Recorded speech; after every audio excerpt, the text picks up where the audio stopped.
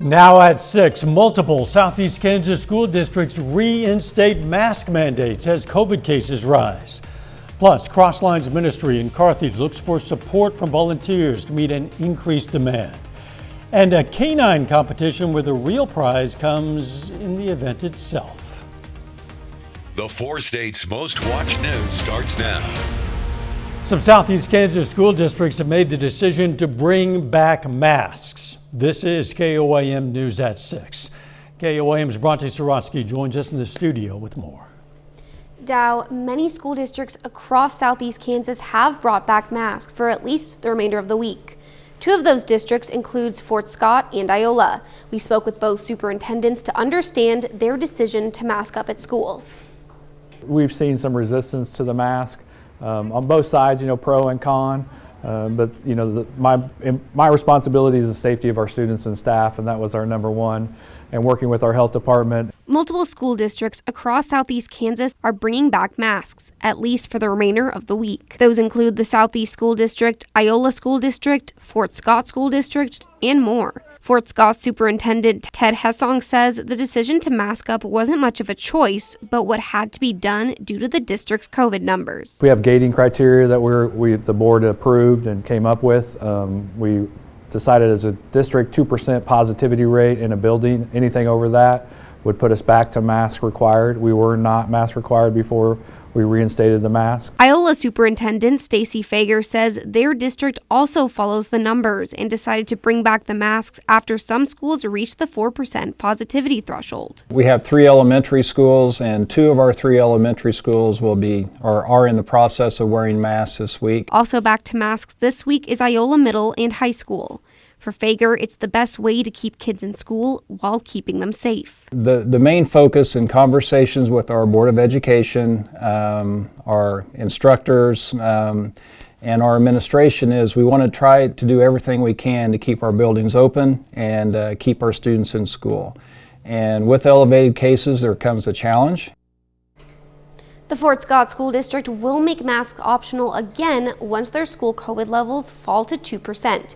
In Iola, it would need to fall to 4%. Bronte Sorotsky, KOAM News. Bronte, thanks. Doug Hetty, you told us it would be colder today, and indeed it is. Yeah, it's kind of cold out there. Temperatures about 30 degrees colder today compared to what we did have yesterday. And we've had a lot of mid and upper level clouds, and you can even see some light snow showers back to our south and to our west. Those are not even reaching the ground. You have to go out across really west of Wichita before you find snow that is reaching the ground. Just the lower levels of the atmosphere, just a little bit too dry around here. But this weak little wave will kind of slowly spin south of us over about the next 36 hours. Could give us some light snow showers or flurries tomorrow night, but until then we look okay. It's going to be cold for us tonight. Most of us are sitting into the mid-20s. Right now, we're going to continue to drop off. We have that northerly wind at about 5 to 15, so that makes it feel colder than what it actually is. Makes it feel like we're sitting into the teens at this point in time. We'll slide back through the 20s to about 21 by midnight, eventually mid-teens later on tonight. We are going to start to warm back up. We're going to look at that here in a bit. Catch you then. Authorities say 5 armed suspects led law enforcement on a high-speed chase with speeds reaching 140 miles an hour. Started with a police chase in Miami, Oklahoma, ends with all 5 suspects in custody. NEO Campus Police and the Miami PD began the chase just south of NEO around 9 last night. The suspects then headed west on the I-44 Will Rogers Turnpike. The Craig County Sheriff says authorities used spike strips to stop the vehicle. There was a foot chase then, and police captured 2 of the suspects. Authorities then launched a drone with thermal imaging to allow officers to see in the dark. This is the image they saw. They found and arrested the remaining 3 suspects shortly after midnight. Crosslines Ministry in Carthage is asking for help, your help. Specifically, it needs volunteers. Officials say the volunteers are needed to help clients fill food and clothing appointments. They're currently open Tuesdays through Thursdays. However, the number of clients Carthage Crosslines helps has doubled over the past year, so Crosslines is looking to add an extra day to meet the demand. Officials say volunteers, they'd welcome any of them willing to work even a few hours a week. really operate on a shoestring budget. There was only myself and one other paid employee, and I have approximately 2,000 hours of volunteer hours that I use or need every month. Carthage Cross Lines is at 600 East 6th Street. Missouri Southern today announced the winners of the Dr. Al Cade Beacon of Hope Service Awards. Dr. Cade was the Dean of the Missouri Southern College of Education. The awards honor an individual or student group who demonstrated dedication and leadership through volunteer service. Well, this year's winners are Riley Laver and the women's softball team. Officials say Laver has volunteered at Souls Harbor, Watered Gardens, and the Joplin Humane Society. The softball team helped clean up Grand Falls and assisted with the Walk to End Alzheimer's and the Ronald McDonald House Big Red Shoe Run. This is the team's second consecutive year winning the award. It's not the dog days of summer, but it was definitely a great day for some dogs in Neosho. All Dogs Dream, a doggy daycare, boarding, and training facility, hosted a doggy treat hunt. The contest was broken into a couple of categories, solo and pairs. In both, dogs competed to see how fast they could find hidden treats. That would be fun enough. The winners in both categories also won a free spa day. We feel like the dogs enjoy the extra enrichment as well as the employees, just a different activity for the dogs to do, keep things interesting, keep things new, keep, dogs active. 22 dogs competed in today's event. The facility plans to host a dog laser tag event on February 4th. That might be wild. Coming up, authorities in the St. Louis area launch an operation to recover leftover ordnance from past wars. Plus, the DEA in Southwest Missouri recovered a record amount of fentanyl last year. The U.S. Supreme Court agrees to consider limiting the McGirt ruling, a 2020 decision about Native American land in Oklahoma that the state says has produced chaos in its courts. The justices say they'll take up a case to clarify whether the state can prosecute non-natives for crimes committed against Native Americans in a large portion of eastern Oklahoma that the High Court ruled in 2020 remains a tribal reservation. The case will be argued in April, but the justices did not agree to the state's request that the court consider overruling the decision altogether. The amount of fentanyl seized by the DEA across southwest Missouri nearly doubled last year from 2020. A recovering Missouri addict sat down with reporter Abby Taylor, shared how getting the powerful drug and fakes off the street saved a lot of lives. You could give a lethal dose every man, woman, and child in the United States. A lethal dose.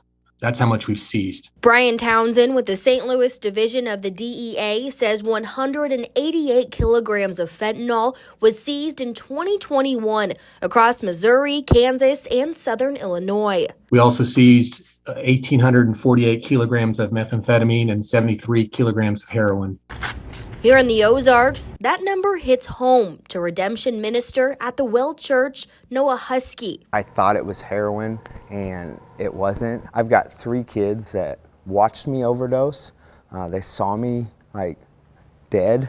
5 years ago, he overdosed on a small amount of fentanyl. It cost him his family, friends, and he spent time behind bars. The only comfort and peace that you find is sticking a needle in your arm, which only leads to, death in so many different ways. He's been clean for 4 years, and now he works at a recovery service, helping those dealing with addiction. I could have never imagined being here and being able to lead people out of the place that I was stuck in. I thought I was going to be stuck in that place. After hearing the amount of fentanyl seized by the DEA, he's relieved millions of lives are being saved. That's a ton of pounds of fentanyl, and so that's a ton of lives that are saved.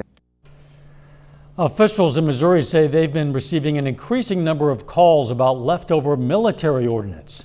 We're talking about things like mines or grenades from wars in the past that people now discover at their properties. Well, this week, law enforcement in St. Louis launched an operation to get rid of those items. Travis Cummings reports.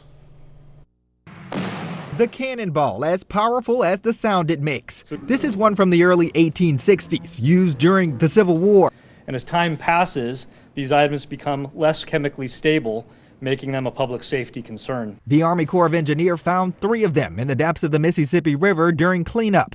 But St. Louis FBI Special Agent in charge Spencer Evans says this same military ordnance could very well be around your home or business. Some of the common ones, claymore mines and grenades. Seeing the stuff people find in swap meets, you find it in your uncle's basement. It's something that's been handed down from years. The FBI's Eastern Missouri Bomb Tech Task Force saw an increase in the number of calls about devices over the last 6 months. The reason they're taking calls for a week and suiting up to get them into safety. You may be wondering, well, how does all of this stuff get here? Officials say during prior wars, controls weren't as strict. Items were misplaced and mistaken as inert. It's an anti-personnel mine. When the call comes in, Brian Reimer with St. Charles Bomb Squad and his team examine it and put it in a specially designed box. We will take that down to the St. Louis County bomb range and countercharge it down there where we can do it safely. If you discover one, leave it to the pros. While these artifacts may look cool, they can cause more harm than good. These are munitions that are designed to kill people. That's pretty much their sole purpose, and that's what we're trying to stop. The operation will run through Friday. The task force says its focus is public safety, not prosecuting anyone. Later, how first responders in Kansas helped one of their own who was affected by last month's devastating wildfires. Plus another cold night for us tonight. We're going to check that out coming up.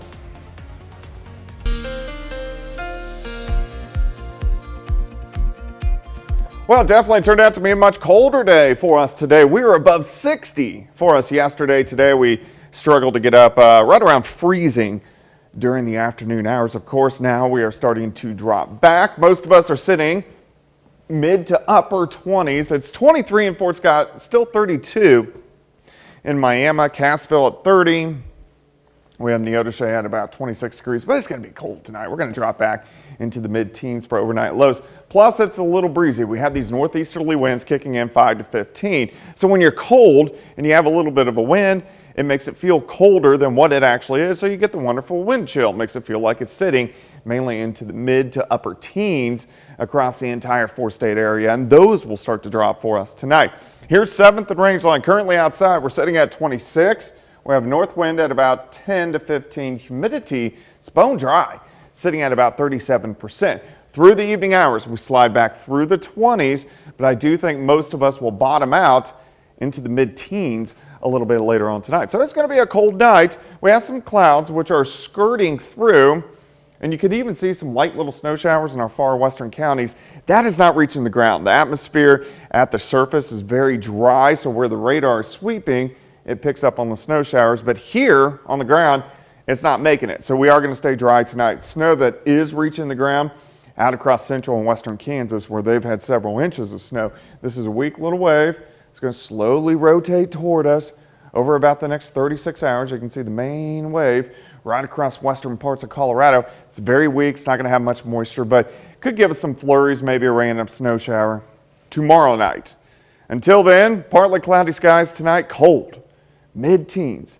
Let's go into the daytime hours tomorrow. We'll stop late afternoon. A lot of clouds, temperatures not awful. We're going to warm up a little bit more. 16 to start, 35 by noon, high temp of 40, and it's not going to be as windy. Northerly winds at about 5 to 10. Tomorrow night, you can see these light little snow showers, mainly skirting to our south, but I do think we could see a few flurries, maybe a random light snow shower, and that is about it. A lot of clouds sticking around, so here's early Thursday morning, and then we're going to have mostly cloudy skies on Thursday, but we should go mid to upper 40s, so it warms up quite a bit by the time we head into Thursday. Thursday night, another little cold front sinks in, so a little bit cooler by the time we head into Friday afternoon. Doesn't last long because by the weekend, right back into the 50s. Here's Saturday. Here's Sunday, a little bit cooler Sunday, still near 50 if you're heading north for the AFC Championship game. By kickoff, temperatures 43, 44 degrees, so not bad. All right, rain chances increase late Tuesday or late Monday into Tuesday. Late Tuesday into Wednesday, we could even get some thunderstorms. Some of these may be strong to even low-grade severe, so we'll have to watch that. and then possibly a little bit of snow on the back side. So that's our next bigger system, but it doesn't roll in until the middle of next week. All right, 40 tomorrow, 47 on Thursday, 41 on Friday. So at least we do start to warm back up, but 50s rolling in just in time for the weekend. That sounds pretty nice. 59, 60. Sounds great. Wow. Thanks, John. Still ahead, after wildfires in central Kansas destroyed dozens of acres of land, including the property of a firefighter, other first responders are stepping up to help. Wildfires last month left parts of central Kansas devastated, including the property of a firefighter in Paradise, Kansas. But now fellow first responders are coming to his aid with money and hay donations. Reporter Joe Baker has more. The December 15th 4 County fire tore through thousands of acres around Paradise, destroying many farmers and ranchers' properties and killing their cattle. Firefighter Brett Thompson is still working to rebuild after losing his home and livestock that day. Fellow first responders from Ottawa, Mitchell, and Cloud counties are coming to his aid. Brett was a fireman over here. He's an active fireman, goes to fires, goes to training, and so we wanted to donate directly from fireman to fireman. $5,315. Man. Monday was filled with surprise and joy for Thompson. Jesus. Unbelievable. I mean, these guys are awesome. I mean, I just don't know what to say. The days following the fires have been painful. Definitely don't want to relive it ever again. And along with the money, they donated 34 bales of hay too. And though the ones who donated didn't know Brett before today, they say that doesn't matter. Firemen are family, no matter what fire department they belong to or where they're at. Because I would hope they do the same for me if I was in the same scenario. We'll be right back. Take time now to honor a local veteran, and we're going way back. Azaria Kelly served in the Union Army during the Civil War, 1861 to 1865. Pittsburgh native was stationed in Kentucky, Tennessee, Georgia, and Texas. And we salute Second Sergeant Azaria Kelly, a four-state hero. Here's a look at what's coming up tonight on KOAM News at 9 on Fox 14. Today is National Plan Your Vacation Day. We're going to hear how to plan a vacation, but still leave room for an unexpected COVID outbreak. Also, the Pentagon steps up its preparation to help Ukraine fend off a possible Russian invasion. And Florida is on pace for its smallest crop of oranges in more than 75 years. That and more tonight on KOAM News at 9 on Fox 14. Scientists now believe Saturn's innermost moon may be hiding something: water, liquid water. Until now, it was thought that Mimas was solid ice. NASA researchers have taken a closer look at the oscillation in its rotation and now think there might be an ocean buried under the moon's icy surface. That would bring it into pretty good company with other moons containing underground or under ice oceans, including 2 of Saturn's other 82 moons and 1 of Jupiter's. Even though Mimas's ocean is encased in ice, scientists say it might still support life. That's because of that large 80-mile wide crater on its frozen surface. Mimas is best known for its resemblance to the Death Star in the Star Wars movies. Kind of looks like a golf ball from that angle. But yeah, kind of does. It's amazing that we can figure out that little ball may have water. Yeah. Kind of crazy. Smart scientists out there. You're really a scientist. Tell me about the weather. Yeah, it's going to be cold tonight, all the way down to about 17, 40 for us tomorrow. Thanks for joining us. See you at 10. Let's make it a great evening.